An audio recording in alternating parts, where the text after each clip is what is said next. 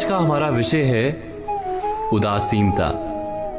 उदासीनता हृदय का ऐसा भाव है जहां हमें किसी बात में रुचि नहीं रहती, हम कोई कार्य करने के लिए उत्साहित नहीं होते।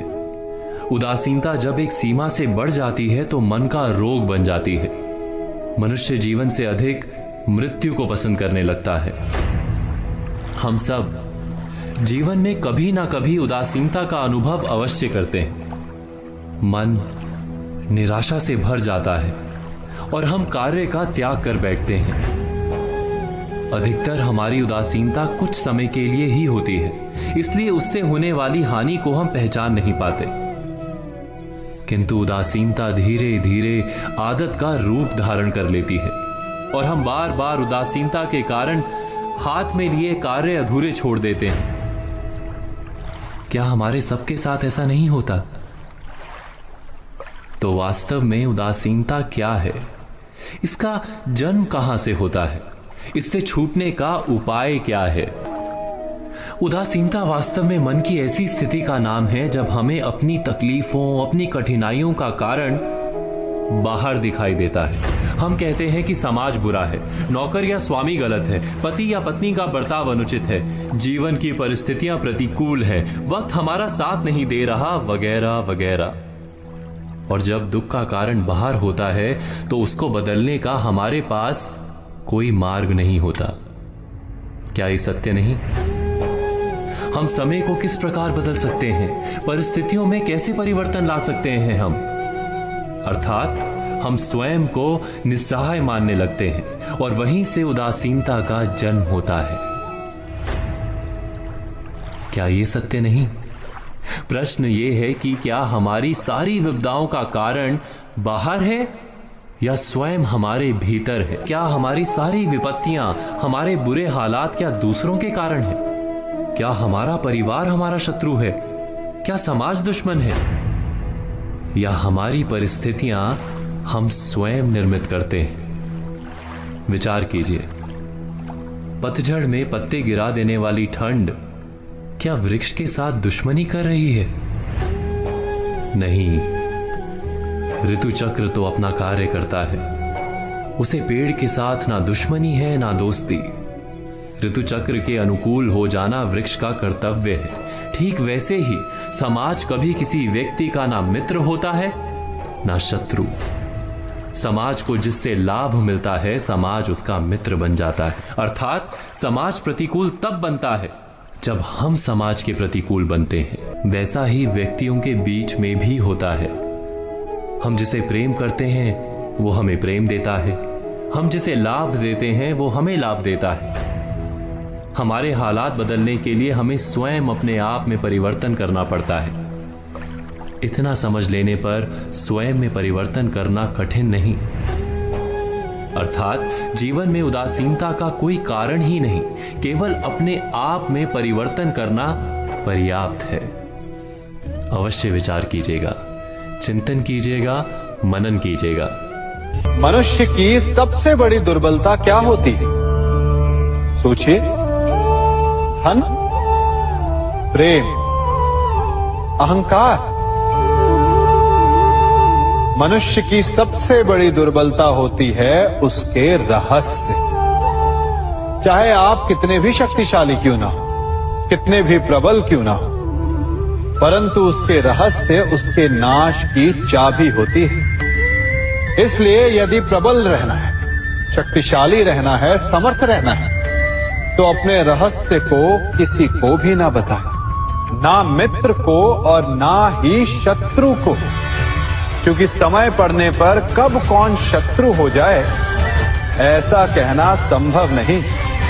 विभीषण को रावण के अमृत कुंड का ज्ञात था, इसीलिए प्रभु श्री राम रावण का वध करने में सफल हो सके। इसलिए उचित यही है कि आप अपने रहस्य को स्वयं तक ही सीमित रखें। मनुष्य का मन बड़ा विचित्र होता है, कल्पना में ही विकास करता है, संपन्न भविष्य का स्वप्न देखता है और कल्पना में ही जो नहीं हुआ उससे भय खाता है। और यही भय मनुष्य का सबसे बड़ा शत्रु है। हमारे भविष्य के मार्ग में, हमारे आनंद के मार्ग में सबसे बड़ी बाधा है। अब आप लोग मुझसे पूछेंगे कि इसका तोड़ क्या है, भय से मुक्ति कैसे पाई जाए? तो ये प्रश्न आप स्वयं से पूछिए।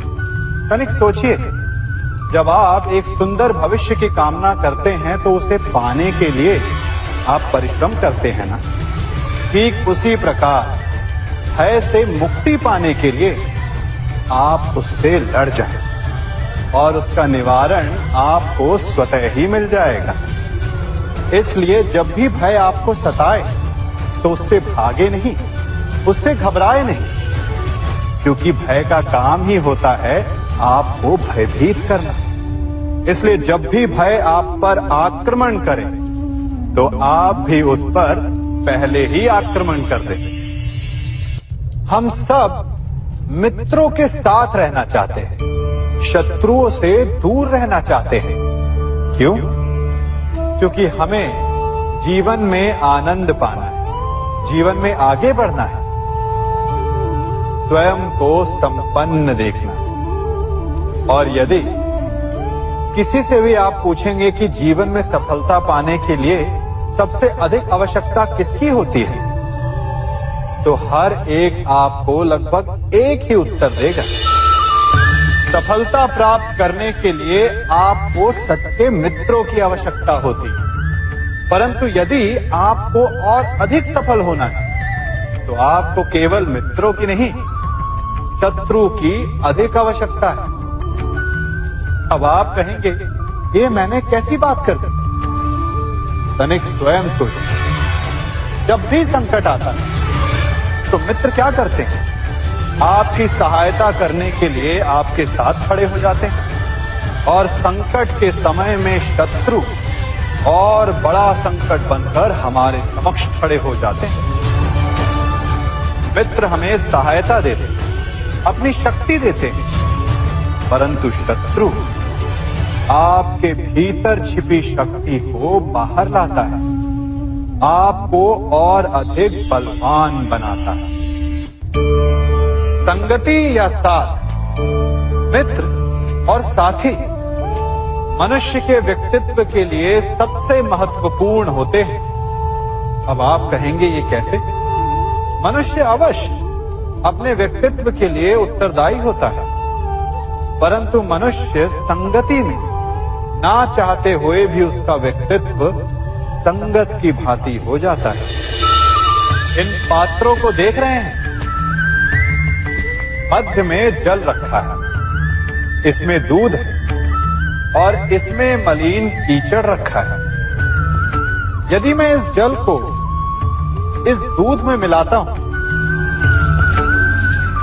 तो ये जल दूध बन जाता है, और यदि इसी जल को इस मलिन कीचड़ में मिलाता हूं तो क्या हुआ? ये जल कीचड़ बन गया। ऐसी कोई युक्ति नहीं कि जल बिना घुले मिले दूध या कीचड़ में अपना अस्तित्व बनाए रखे या उनसे अलग रहे। और ठीक ऐसा ही मनुष्य के जीवन में भी होता है।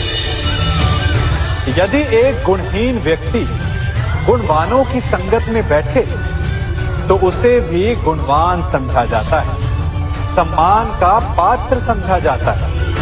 और यदि एक गुणवान व्यक्ति गुणहीनों की संगत में बैठे तो उसे भी तिरस्कार मिलता है। इसलिए अपने जीवन में सदैव संगति सोच समझकर सावधानी से चुनिएगा।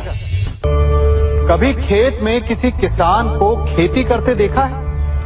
वो उसे सींचता है, उसे जोतता है, पशु पक्षियों से खेत की फसल की रक्षा करता है, परंतु एक बात का वो सबसे विशेष ध्यान रखता है कि कहीं खेत में खरपतवार ना उग जाए, क्योंकि एक खरपतवार खेत की सारी फसल को नष्ट कर सकती है। ठीक उसी प्रकार यदि वंश की कोई संतान खोटी निकल जाती है तो वो समूचे वंश का सर्वनाश कर देती है। इसीलिए संतान के लालन पालन में विशेष ध्यान देना आवश्यक होता है, क्योंकि संतान वो फसल होती है जो वंश के आने वाले समय को महान बना सकती है या फिर वंश का पतन भी कर सकती है। मनुष्य भी बड़ा विचित्र प्राणी है। अपनों से नीचे के स्तर के लोगों को वो हे दृष्टि से देखता है, उनका उपहास उड़ाता है, उनसे बार बार कहता है कि तुम्हारा कुछ नहीं हो सकता, तुम भविष्य में कुछ नहीं कर पाओगे। जब मनुष्य के पास धन, संपत्ति, मान होता है तो वो दूसरों का आदर नहीं करता, परंतु वो एक बात भूल जाता है कि उससे भी अधिक शक्तिशाली कोई अस्तित्व में है, और वो है समय। काल काल अपना चक्र कब बदलेगा ये कोई नहीं जानता। समय अपनी करवट कब लेगा ये कोई नहीं जानता। कोयला भी समय के साथ साथ हीरे में परिवर्तित हो जाता है। इसलिए जीवन में कभी भी किसी का भी उपहास नहीं उड़ाना चाहिए।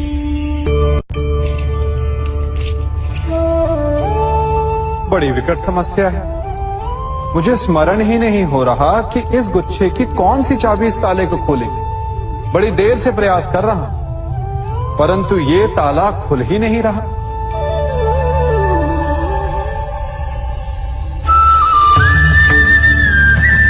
ऐसी परिस्थिति में आप क्या करेंगे?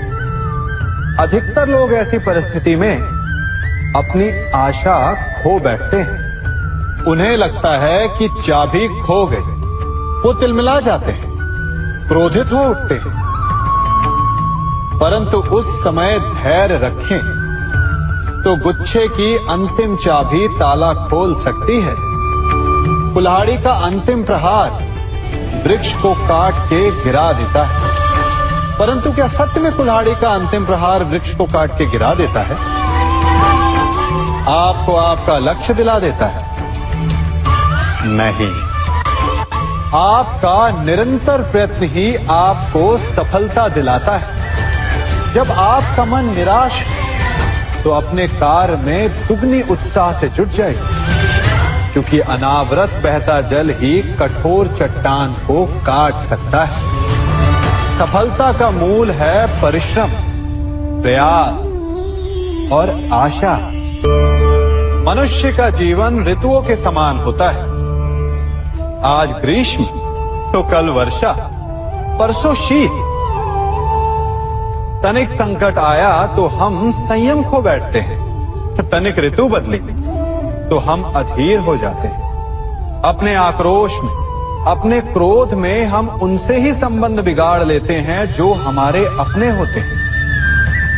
क्यों ऐसा होता है ना?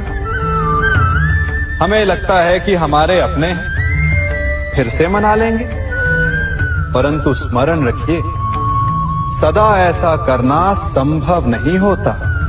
सागर की उछलती लहरों को तट सहता है, और यदि तट ही टूट जाए तो बाढ़ आ जाती है। हमारे संबंध भी दूध की भांति होते हैं।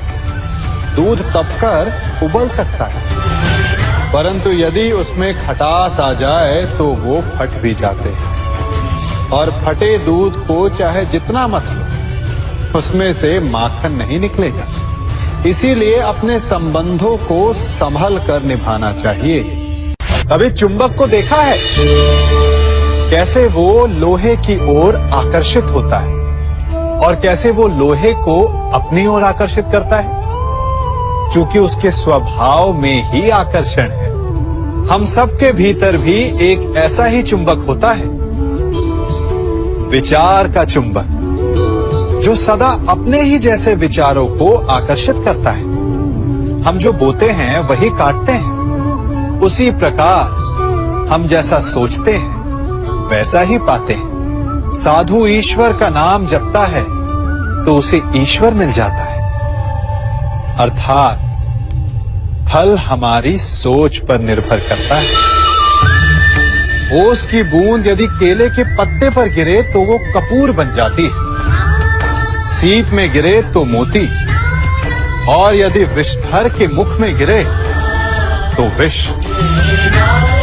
बूंद एक है, परंतु उसके प्रारब्ध भिन्न है, क्योंकि उसे आकर्षित करने वालों का व्यवहार भिन्न है। इसलिए यह आप पर निर्भर करता है कि आपको भविष्य में विष चाहिए या अमृत। स्मरण रखें, हम वही बन जाते हैं जैसा हम सोचते हैं, जैसा विश्वास रखते हैं। यह आपका विश्वास ही है जो ये निर्धारित करेगा कि आपको विष मिलेगा या अमृत। इसलिए अपनी सोच को सुदृढ़ रखिए, सकारात्मक रखिए, और फल भी सकारात्मक ही आएगा।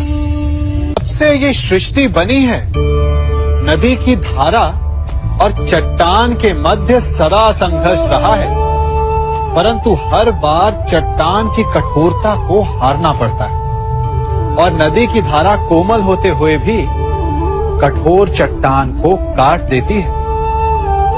कभी सोचा है क्यों चट्टान इतनी कठोर और जल इतना कोमल, चट्टान इतनी दृढ़ और जल इतना लचीला, फिर भी सदा जल कठोर चट्टानों के मध्य से अपना मार्ग बना ही लेती है? कारण केवल एक है, और वो है लगातार चलने की क्षमता। जल बढ़ता रहता है, चट्टान अडिग रहती है। इसी कारण जल चट्टान को काटकर मार्ग बना लेता है। इसलिए लगातार चलते रहिए, रुकिए मत, क्योंकि चट्टान जैसी हर समस्या को आप भी जल की तरह काट सकते हैं।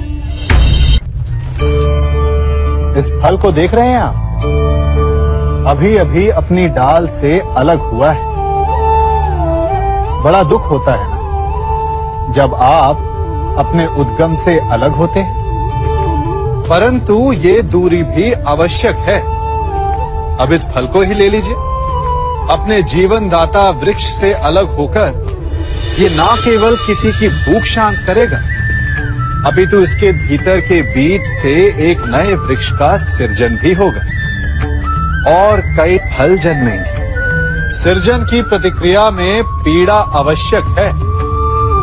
यदि पीड़ा नहीं होगी तो सृजन नहीं होगा। पीड़ा अपने उद्गम से दूर होने, पीड़ा अपनों से दूर होने। इस फल की भांति हम मनुष्यों को भी अपने उद्गम से, अपने सगे संबंधियों से अलग होना पड़ता है, और यही अलगाव एक नए सृजन को, एक नई सृष्टि को, एक नए विकास को जन्म देता है। इसलिए ऐसे अलगाव से दुखी मत होइए, उसका स्वागत कीजिए, क्योंकि ये विकास की नींव है। अपराध वो भावना है जिसके कारण संसार में सदा दुख ही व्याप्त रहता है। हम सब अपराधियों से घृणा करते हैं, उन्हें कोसते हैं, परंतु क्या कभी विचार किया है कि कोई भी जन्म से अपराधी नहीं होता? तो ऐसा क्या कारण है कि कोई इतना बुरा बन जाता है कि वो बुराई की सीमाएं ही पार कर जाए? कारण है कामना।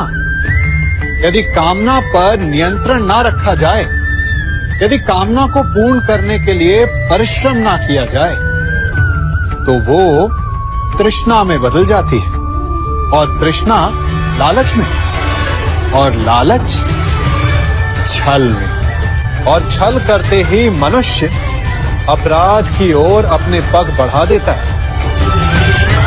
इसलिए ये अत्यंत आवश्यक है कि मन की कामनाओं पर नियंत्रण रहे। यदि मन पर नियंत्रण रहेगा तो अपराध पर स्वयं ही नियंत्रण हो जाएगा। हम सबका मन करता है कि हम जीवन में ऐसे शिखर पर पहुंचे जहां हमसे ऊपर कोई ना हो, जहां हमें कुछ करने की आवश्यकता ना पड़े। है ना? कुछ लोग इस शिखर पर पहुंच भी जाते हैं, परंतु उनका मन सदा विचलित रहता है। इतनी मनोरंजक बात है ना कि जिस विश्राम को पाने के लिए हम इतनी मेहनत करते हैं, इतना परिश्रम करते हैं, वो हमें मिलता ही नहीं। कारण स्वयं सोचिए, वन का राजा होने के पश्चात भी सिंह को अखेट के लिए परिश्रम क्यों करना पड़ता है? सोचिए, मैं बताता हूं। क्योंकि राजा होने का अर्थ ये नहीं कि वो सदा सोता रहे और मृग स्वयं उसके समक्ष आकर कहेगा कि आइए महाराज, मुझे खाकर अपनी भूख मिटाइए। तो समझ लीजिए, कार्य आपके परिश्रम से संपन्न होते हैं, केवल कामना से नहीं। यदि आप नीचे हैं तो सदा स्मरण रखें कि आपका परिश्रम ही आपको ऊंचाइयों पर ले जाएगा, और यदि आप ऊंचाई पर हैं तो वहां पर भी रहने के लिए आपको निरंतर परिश्रम करते रहना होगा। अर्थात परिश्रम से मुक्ति नहीं है, क्योंकि परिश्रम ही जीवन है। सबसे अधिक महत्वपूर्ण क्या है? जीवन, या जो जीवन में पाया, यात्रा, या यात्रा पूर्ण करने के बाद पाया गया लक्ष्य, कर्म या उसके फल? बहुत ही महत्वपूर्ण परंतु विकट प्रश्न है ना? परंतु तनिक धीरज से सोचेंगे तो इसका उत्तर अधिक कठिन नहीं है। यदि जीवन यात्रा है तो उसका लक्ष्य क्या होना चाहिए? स्वयं सोचिए। मान, संतान, धन? नहीं ना। अंतिम लक्ष्य है परम आनंद, और ये अचानक से नहीं मिलता। इसे पाने का केवल एक ही उपाय, और वही आपका कर्म, वही आपकी यात्रा भी, और वही आपका प्रारब्ध भी है। और आपको कौन बताता है कि आपके लिए सही क्या है? वो है आपका मन, जो मस्तिष्क की भांति हानि और लाभ नहीं सोचता, जो आपको ये बताता है कि शुभ किसमें, संसार का कल्याण किसमें, आनंद किसमें। यदि आपका मन संयमित है तो वो आपका सबसे महत्वपूर्ण मार्गदर्शक है, जो आपकी यात्रा, आपका लक्ष्य, आपके कर्म और उसके फलों को सबको शुभ बना सकता है।